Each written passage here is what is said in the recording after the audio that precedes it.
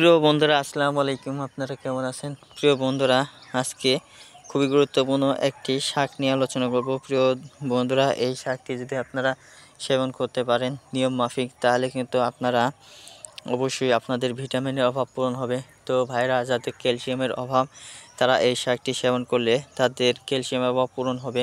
এবং শুধু ক্যালসিয়ামের অভাব নয়, যাদের ভাইরা রোগ প্রতিরোধ বৃদ্ধি করতে চান, তাহলে এই শাকটি সেবন করুন। এই শাকটি দেখতে পাচ্ছেন, এই শাকটি কিন্তু প্রতি জমিতে হয়ে থাকে। তো ভাইরা, এই শাকটি চিনে নিন।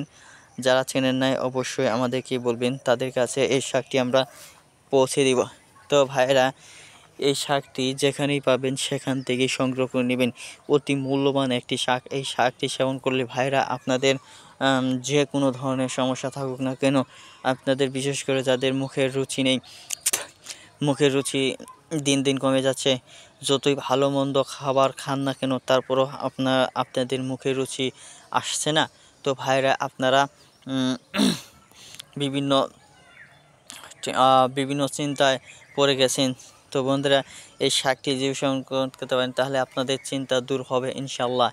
তো ভাইরা, এই শাকটি যদি সেবন করেন, তাহলে আপনাদের আরও কি প্রয়োজনীয় একটি উপকার হয়ে থাকে সেটি হচ্ছে, আপনাদের যাদের রাতে ঘুম হয় না, তো এই শাকটি যদি সেবন করতে পারেন, তাহলে কিন্তু আপনাদের রাতের ঘুম আসবে ভালো।